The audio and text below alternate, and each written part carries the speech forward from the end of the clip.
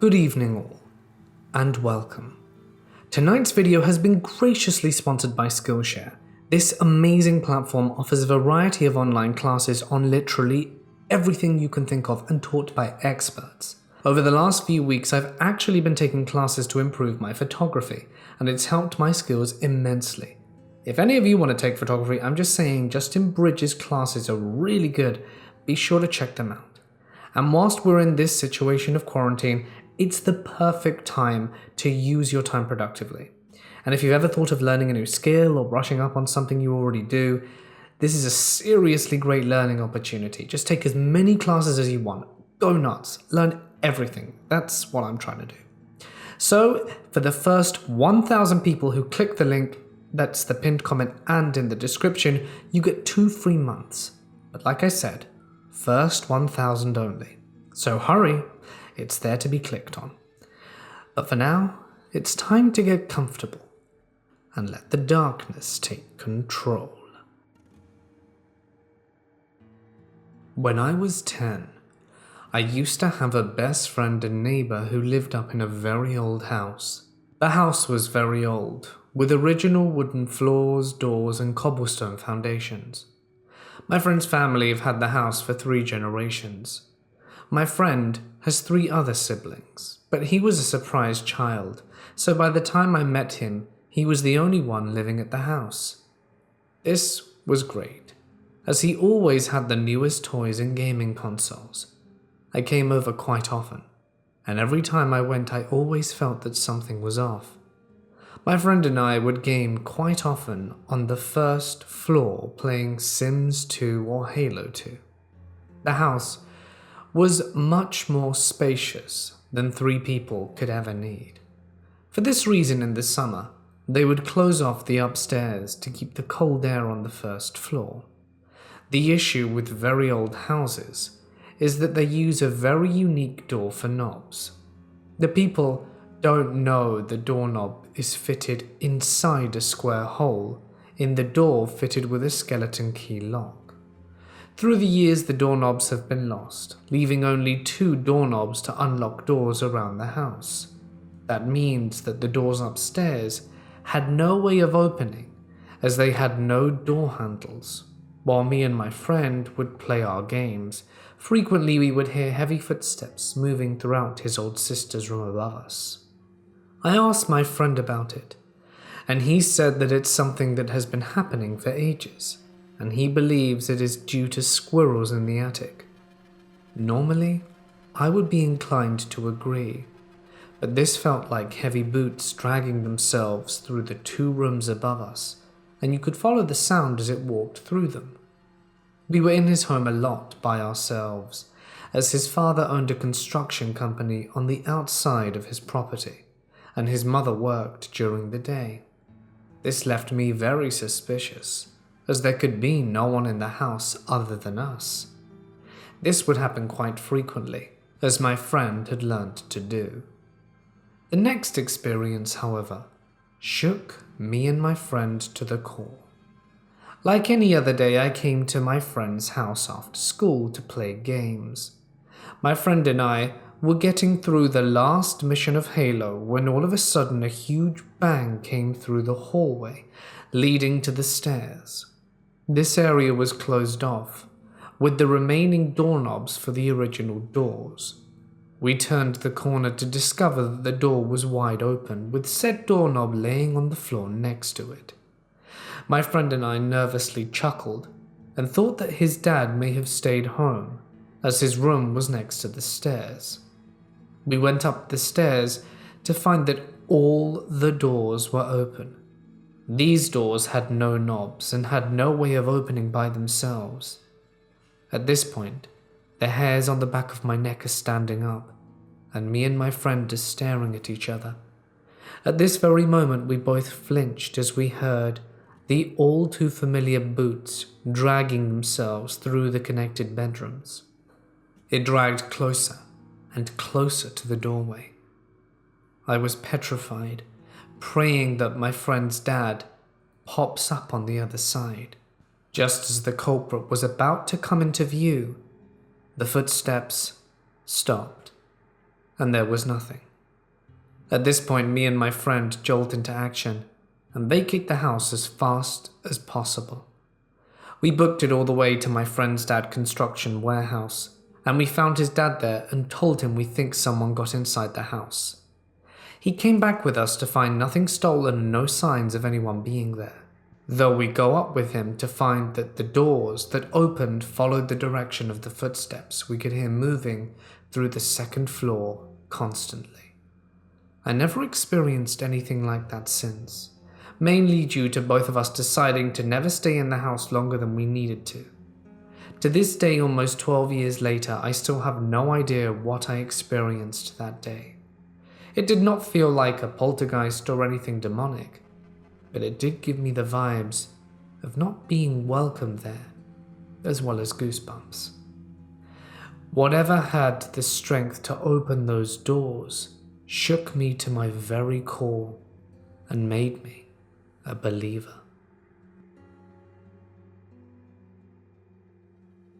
My parents owned 2 bars in my small town. Above this particular establishment, there are 2 apartment buildings, with only one being rented out at this time. His name was Damon, and in all aspects of the way he was a perfect tenant. He always paid his rent on time. He kept to himself. He never caused any trouble, and was overall a laid-back kind of guy. He was a beloved member of our inner circle, but his girlfriend was not. Amber was wild, with a short temper. Even with a crowded bar below, her screams could be heard throughout the building. She broke multiple locks on the door from bursting in. The cops were called once a week, and everyone was feeling worse and worse for Damon. But he loved her. He never left her. Maybe that's why everyone loved Damon so much. He was truly about seeing the good in people. The more these events would occur, the less we would see of Damon. He stopped coming down for drinks after work. He never played darts with his friends anymore, and his rent kept coming in late. Religiously. This wasn't Damon. My father kept trying to get to the bottom of the situation with no avail. Something didn't feel right, and that's because it wasn't. It was a busy morning for lunch when the incident came to light. My father was behind the bar when Amber comes running and screaming and crying. She doesn't know how, or why, or what's going on, because she found Damon shot in the head. He had allegedly ended his own life the night before, after the bar closed down. My father proceeded to call 911 and rung up to the apartment to see if it was truly what happened. It did. My father says to this day he thinks about it still and gets physically sick because it was so sorrowful. Damon truly deserved all the love in the world, and if anyone who's hearing this right now, please have a moment of silence for him and anyone who you know is struggling. Maybe we wanted to believe it, or it was true, but since then every single waitress has had an experience. Even ones who never knew him are feeling some sort of presence. Maybe it's some kind of lingering energy. Maybe late at night, our eyes play tricks on us. Or maybe it's Damon watching out. The experiences are never aggressive. If anything, they are thoughtful and comical. Almost once a week, the Bush light tap handle will pour itself the same beer he drank. The doors will already be locked when we go to close up one night, and sometimes the lights will just shut off by themselves, but only at closing time and never during the day. I understand that these things can be explained away. It's an old building, but multiple bartenders have seen a figure of a man before, including me. And this is one of the things I can't explain, and it happened a month ago. It was 2 a.m. I was closing everything in the dining room down, turned off the TVs and swept the floor. Attached to the dining room is a deck leading outside with 2 large glass double doors separating the area. When I turned around to sweep the carpet in front of the doors, I saw the dark figure of what looked to be a person. I was startled, not because I thought it was paranormal, but because it looked like someone was on the deck watching me, and I'm supposed to be all alone. I quickly opened the door, furious because this person really freaked me out. And FYI, we're closed, dude. You don't have to go home, but you can't hang out on my deck. But no one was hanging out on the deck. In fact, there wasn't a single car in the parking lot. I was utterly and completely alone. I agree with sound logic at this point.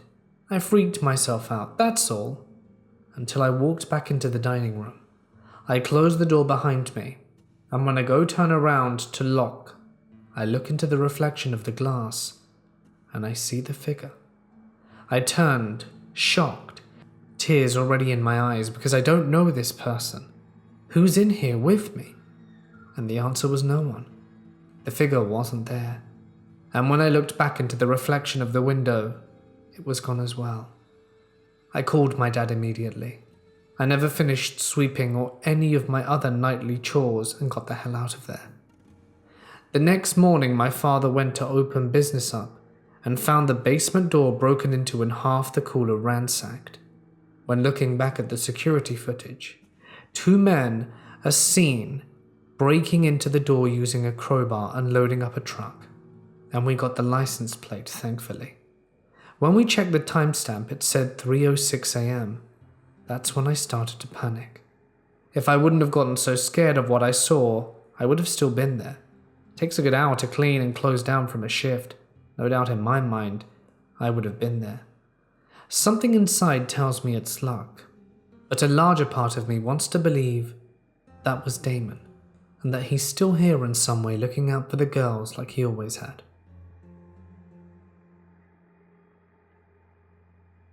I'm looking after my friend's 3 little girls tonight, while she works an overnight shift.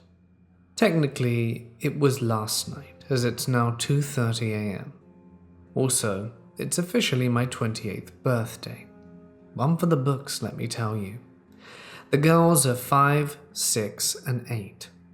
My friend has a long history of paranormal activity that started when she was a kid, and now her children are starting to have some experiences, and they're scared. The 5-year-old was going on about her imaginary friend Summer tonight, who she's been talking to since she was 2. She says Summer isn't really imaginary, she's real, she's just not alive. She describes her in the exact same way every single time, and said she looks like wood. I have no idea why. My friend's daughter doesn't have an explanation for the wood thing either. She was talking to me about it tonight, and said she hasn't seen Summer in a long time, and she misses her. Her older sister of 8 doesn't like to hear it and freaks out. I got them off the subject and played guitar for them, and all was well for a few hours. Then the 5-year-old looks out the window leading to the balcony and says that she sees a ghost. I shrug it off, thinking it's just in her mind.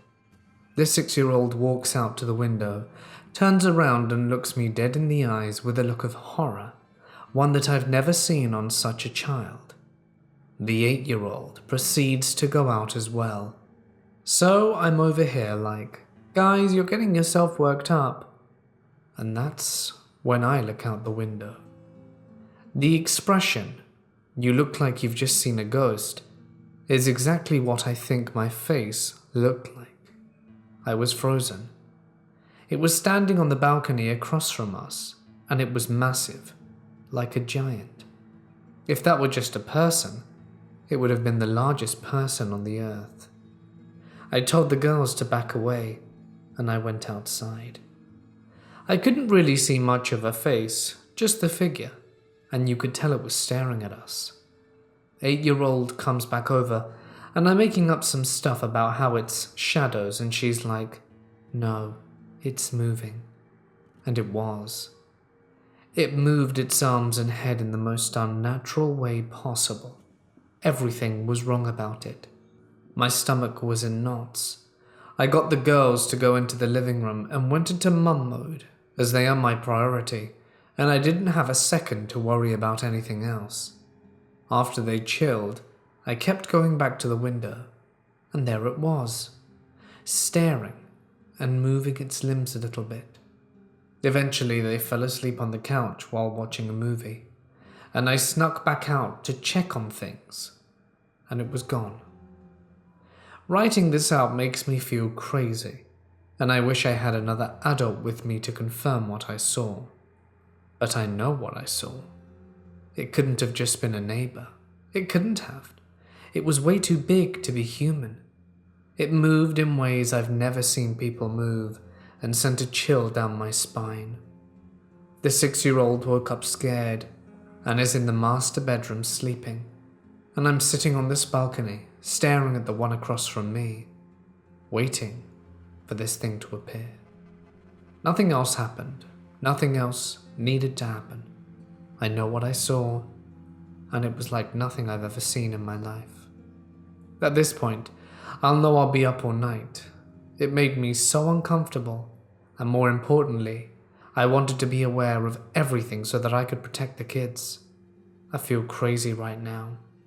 If anyone could shed any light on it, I would be very grateful. I'd also like to add that when Britt, my friend, and the mother of the girls got home, I immediately told her what had happened, and she went through the many stages of, "What the hell?" She looked at me and said, "You didn't happen to take a photo, did you?" My mouth dropped open. I couldn't even find the words. All I could think about was, how could I not even think to take one? I just didn't. It was the furthest thing from my mind at the time. When I first saw this thing, shock completely took over. I stood there, the girls at my side, completely still staring at this figure. I couldn't move, breathe. I just froze. Once I snapped out of it, my number one priority was to protect the kids and to get my stuff together. I bounced back between fear and frozen to keep the kids safe, never once considering taking one. Now that it's been brought to my attention again and again, I've wondered what I'd do if I did see it once more. Honestly, I don't know if I would want to take a picture, because it would be proof, and while that's a very good reason, I'm not sure it's worth it. I don't know what this figure is, and I'm scared. I can't say what I will or won't do if there's a next time. My uncle grew up in an old Scottish house that came with the job of gamekeeper for the reservoir it was next to. It's a large place, even having a turret and battlements on one corner. My uncle would always tell me of the time he saw the grey lady standing in the doorframe of his room. My uncle grew up extremely terrified of the dark for that very reason, and this in itself went a long way for the family believing it was true. Fast forward to about a decade ago. The family are all up in Scotland again, revisiting places of their childhood. And then we happened to go near the old house. We ended up knocking on the door, and kindly the owner agreed to let us tour the old house. A bit of a nostalgia trip for my uncle's aunts and father. We came across old remainders of their time in this house, such as scratching the favourite football teams on the inside of a cupboard. We ended up asking them about more paranormal things, and the conversation ended up going like this. "So have you heard of the house being haunted at all?" "Oh yes, you must mean old Tam. He rattles around the tower occasionally." "No, that doesn't sound right. It was more in the basement." "Oh, the grey lady." By which point we all became very silent and left shortly after. I was never really sure growing up that my uncle was telling the truth or not, but this experience taught me to keep a very open mind. I used to live in a flat in an old house, 18th century, and one-time home of a fairly famous artist. One night I woke up and there was a little boy standing at the foot of my bed, dressed smartly in what I thought at the time was a tuxedo or dinner suit. I've had sleep paralysis before, so I shut my eyes and tried to ignore the panic overcoming me. I could feel the bed depress as he climbed onto the bed and crawls up until he's right behind me. I felt him put his arms around me and then breathe into my ear. But it's what he said which freaked me the hell out. "Come and play with my friends. He's called Colourful-iffy." Just the way he said it, and the way I knew he wasn't talking to me, and what the hell he was talking to. I slammed my head backwards, which either scared him off or woke me up properly. Remember how I said the house once belonged to an artist? I looked up some of his paintings, mostly landscapes and buildings. But one of them was a painting of a little boy in finery, which looked eerily similar to the boy I had seen in my room.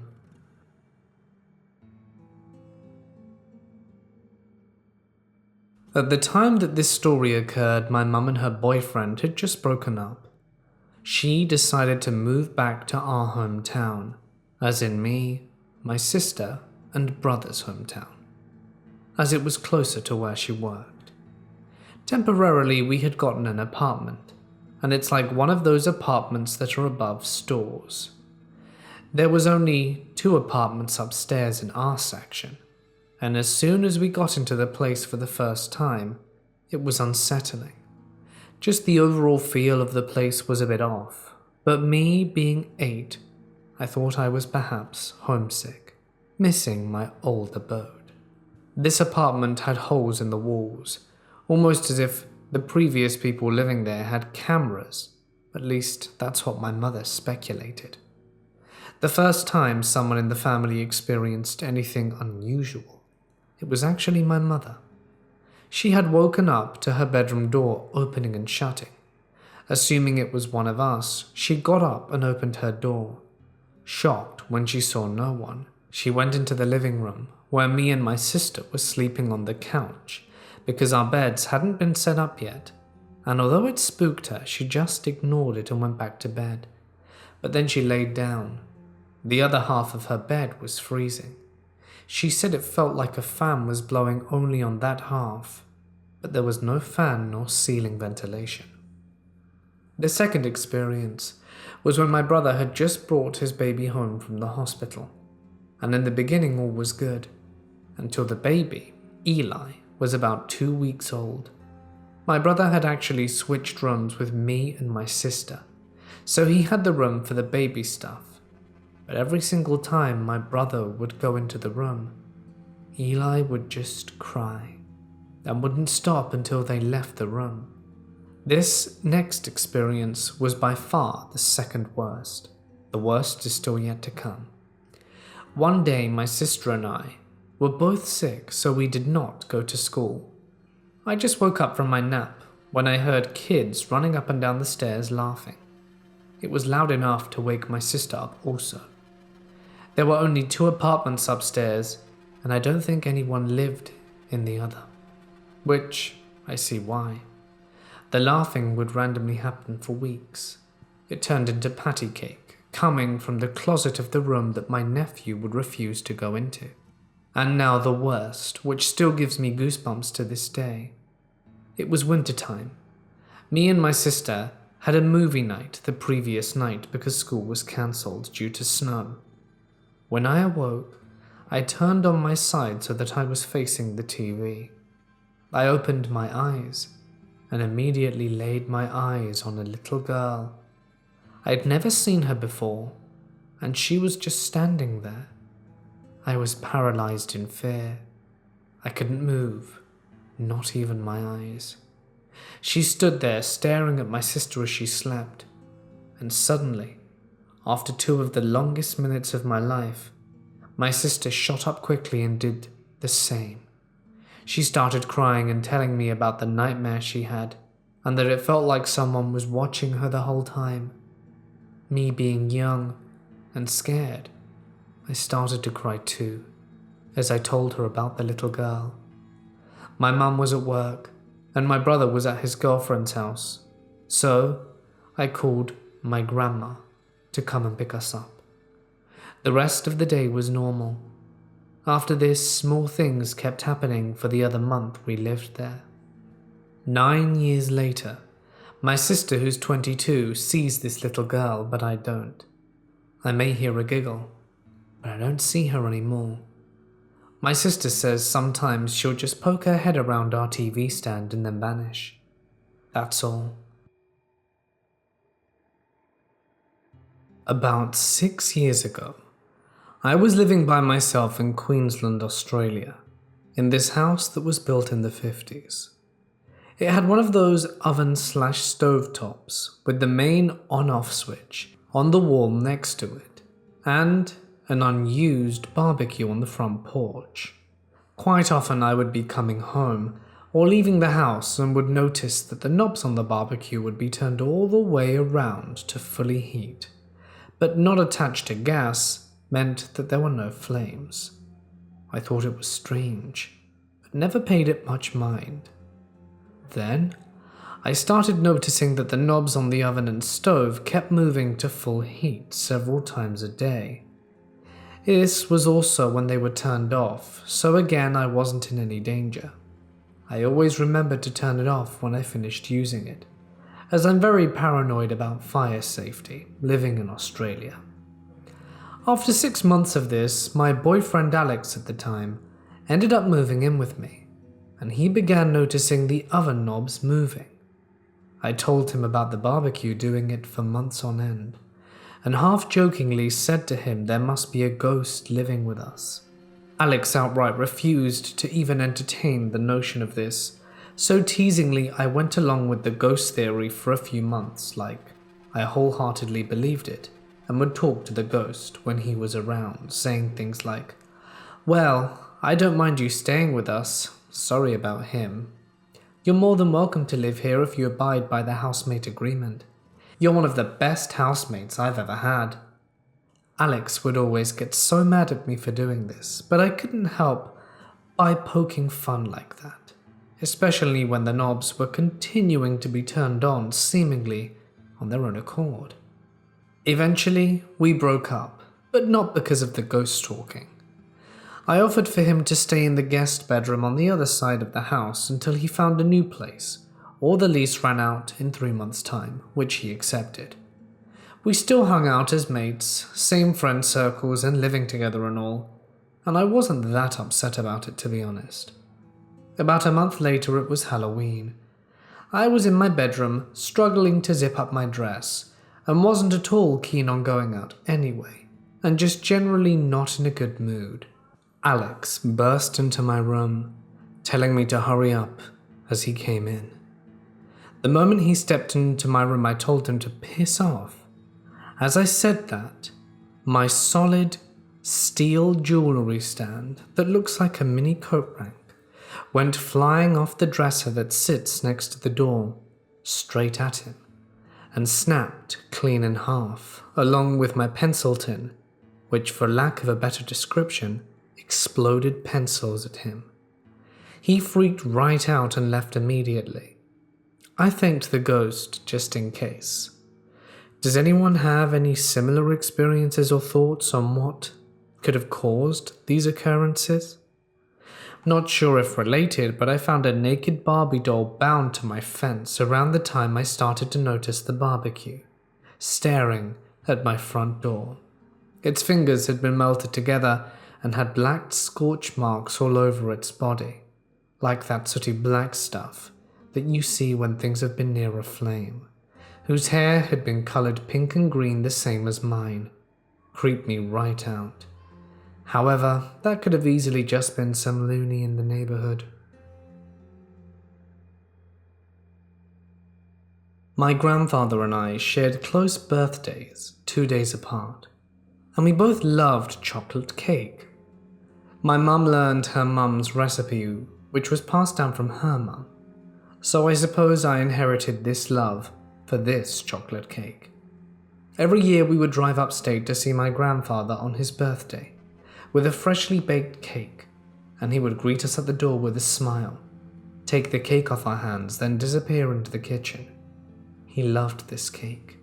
He also smoked a particular type of pipe tobacco, which you could always smell in his house. To this day, whenever I catch a whiff of pipe tobacco, I think of him.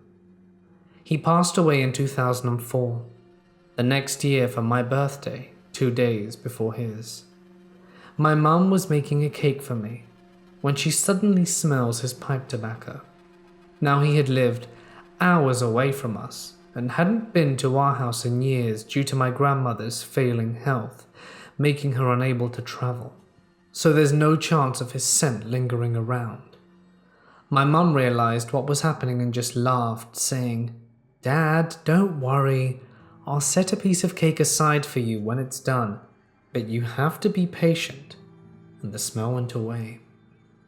Now, was it my grandfather's ghost visiting my mum, or was it my mum associating her father with the cake?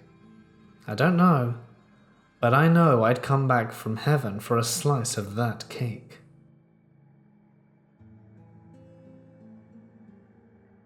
I know that a lot of people tend to dismiss them as dreams, hallucinations, or wishful thinking, and I can understand people's reasoning to think that.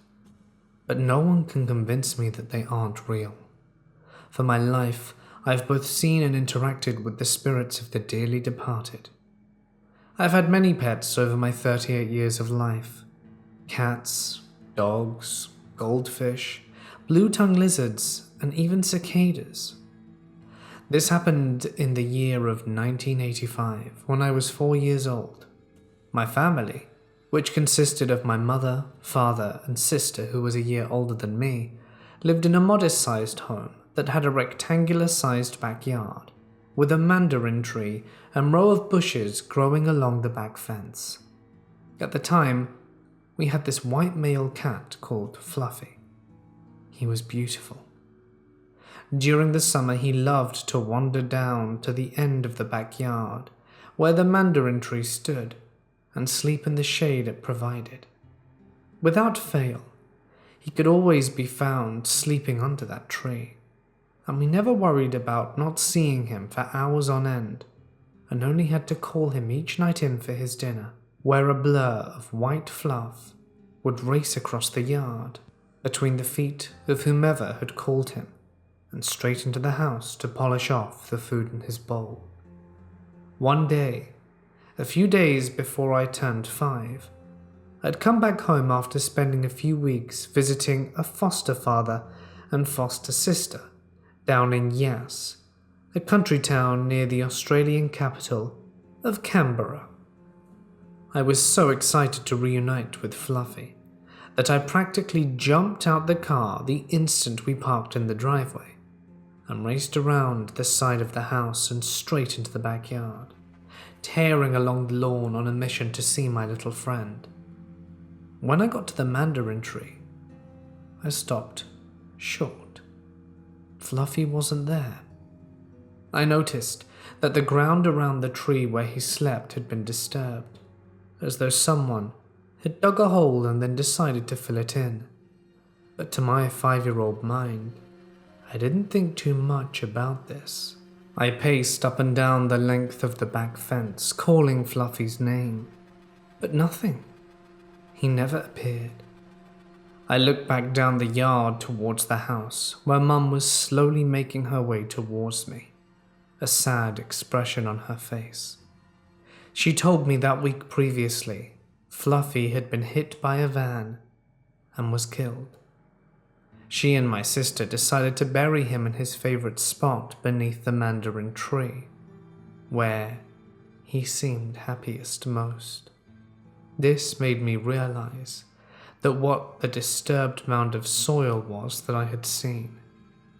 I cried for days afterwards, knowing that I'd lost my best friend and how I'd never see him again. About a week later, I was sitting in the backyard playing with my Voltron lion toys that my parents had brought me in an attempt to cheer me up, when I heard a meow coming from the bottom of the yard in the direction of the mandarin tree. I didn't take any notice, thinking it was one of many neighborhood cats, and kept on playing with the tiny pink Princess Allura that came as an accessory to the blue lion. This time I looked up in the direction of where I thought the meow had come from. and saw a ball of white fur about 3 feet between the tree and myself, standing on the lawn, looking at me. The cat looked like Fluffy. I thought I was seeing things, that I had to do a double take, and it was him standing there in front of me. I cast my toys aside and called out, "Fluffy?" The cat let out a soft meow in reply, before turning and walking over to the tree.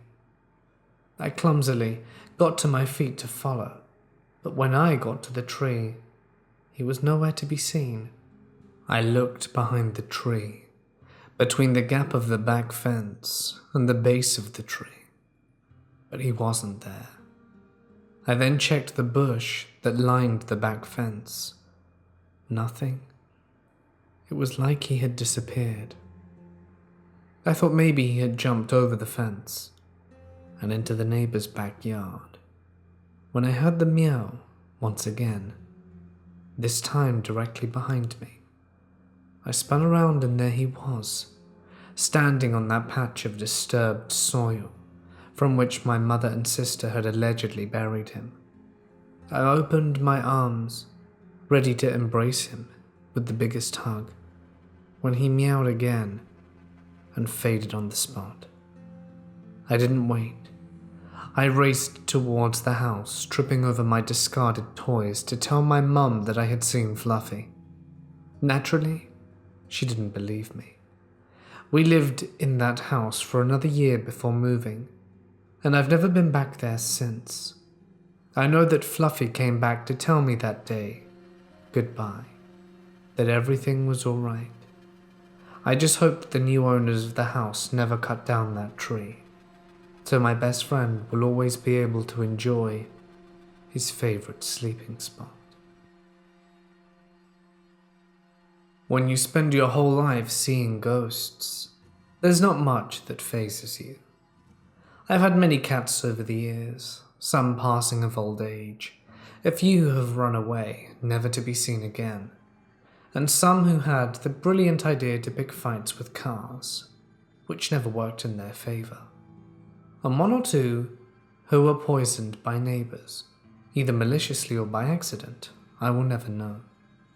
I used to get visits from my great-grandma when I was 3, and since the passing of my nan and pop back in 2006 and 2010 respectively, I've seen them out of the corner of my eye, standing in various rooms of my house. My mum had been in and out of hospital from August 2014 until she herself passed in February of 2015 due to heart complications that she had all her life. And since her passing, I've seen her numerous times as well. I'm not scared whenever I see them, because I like to think that they're popping in quickly to check up on me, see that everything is going well, and then leave contented. My grandmother, nan, mum, and pop. I can understand seeing, but it's the other spirits that leaves me scratching my head. You see, I'm being haunted by the ghost of a little girl. She appears to be around the age of 8, with long braided brown hair and wearing a red and white dress that appears Victorian in design. She does not appear malicious, because I never feel any kind of fear or feel like she means me any harm. In fact, her presence feels joyful, filling whichever room I'm in with warmth and serenity when I see her. What sets the little girl apart from the spirits of my family members is that the little girl is more animated, dancing on the spot, twirling around as gracefully as a ballerina, and always smiling.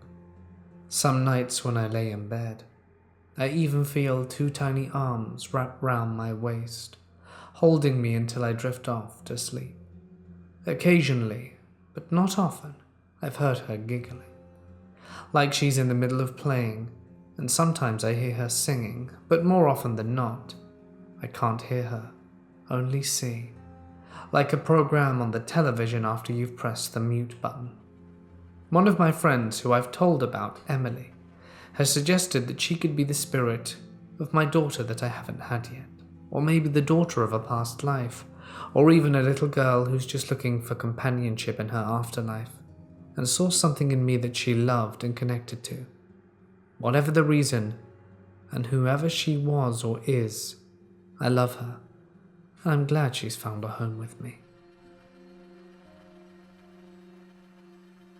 October 31st, Halloween, Hallows Eve, or Samhain, as some of you may call it. I love reading or watching about the lore of this very unusual holiday. Throughout the years, I have grown to think of Halloween as more than just a holiday, but as a day for the gates of the spirit world and the human world to open up. It's been quite a while since my older foster sister has come to visit me, since we used to be really close. She was 10 years my senior, but she had alcohol fetal syndrome and was always mentally on my level.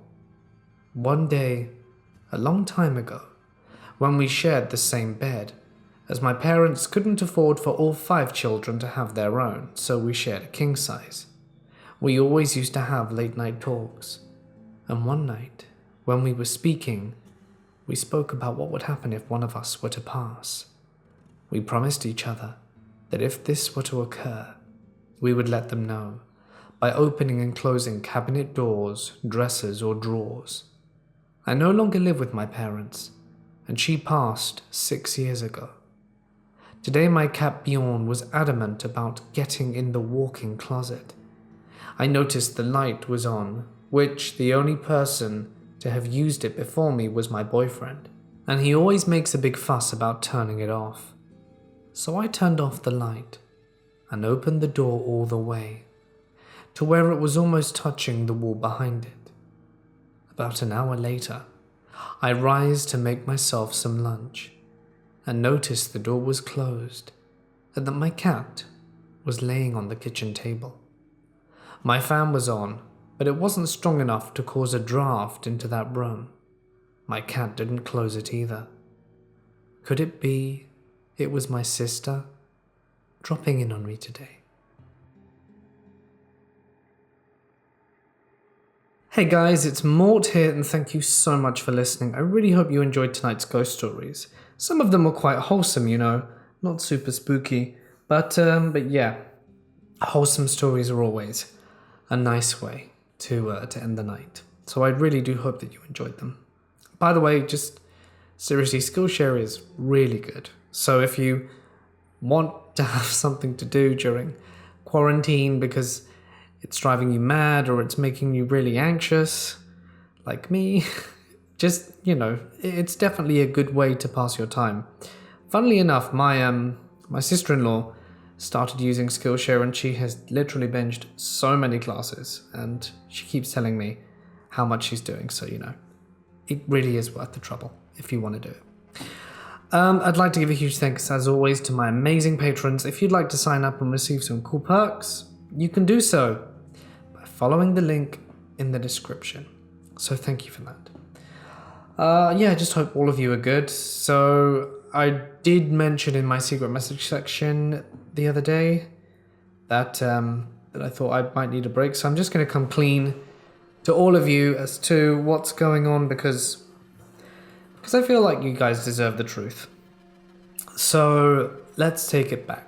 About 3 weeks ago, so we're going to go into medical stuff here. If this doesn't interest you, feel free to click away. That's why I left it till the end.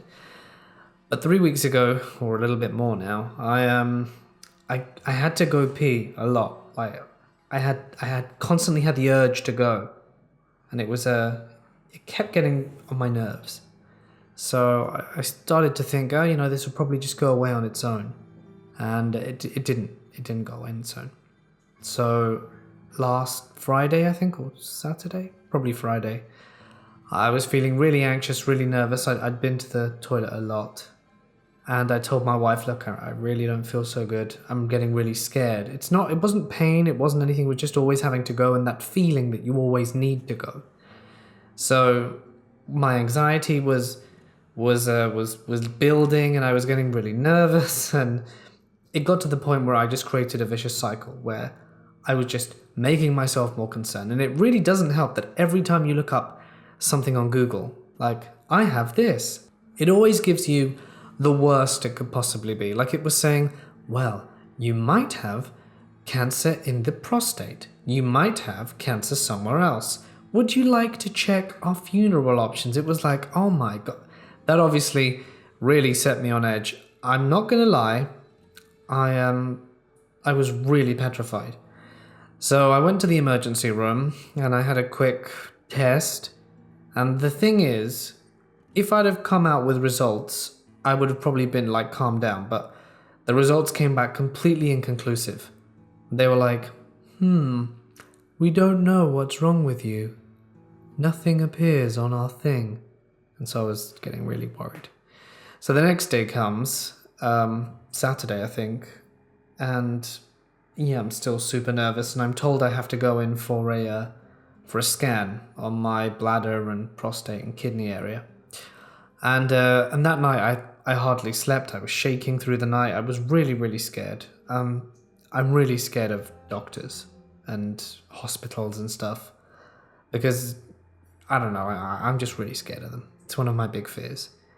And I went and I had the scan done, and the lady who did the scan at the end of it, she said, yep, everything seems fine. You've got nothing wrong with you.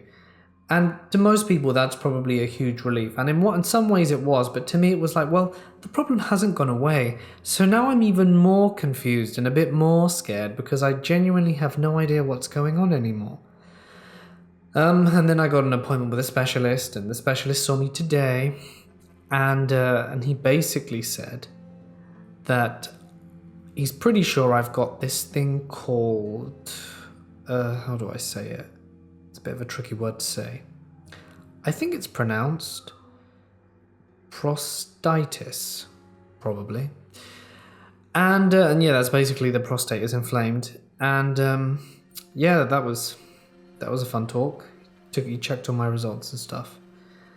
And it's a 3-month treatment, so I have to take, what are they called? Anti-something? I can't even remember the name. Have to take, the strong stuff for 2 weeks and then like pills for 3 months. So that's going to be fun. I mean, if it makes the urge to keep going to the loo go away, then I'll be more than happy. And then I've got to do a test for tomorrow, just to make sure it's not anything else, just to rule out all other probable cause. But in all honesty, it's really shaken me up. It really flared up my anxiety. I'm not a very anxious person a lot of the time. I'm usually quite chilled and laid back. But when it has anything to do with medical or body stuff, I really do tend to freak out a little bit. It's irrational, but it scares me. If any of you follow me on Twitter, you'd see that I tweeted while I was at the hospital that I was really, really, really scared. And as lame as it sounds, I really wish my wife... Well, actually, it's not lame, is it? I just really wanted my wife to be there to hold my hand through the whole thing because I was feeling really scared. But you couldn't be because quarantine, so it was only me, so it just made me even more on edge. But, I'm pretty sure that this is what I've got now, and yeah, I feel a little bit better, so I decided that I'd record this video.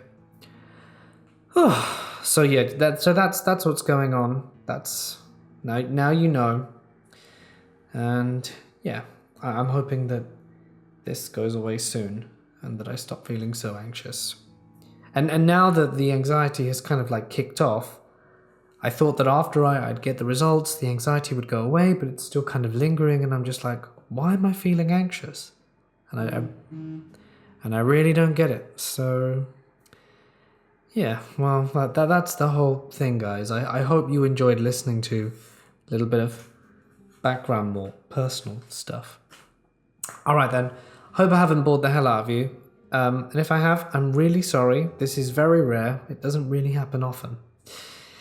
So I'm going to sign off for now because I've been rambling for near enough 7 minutes.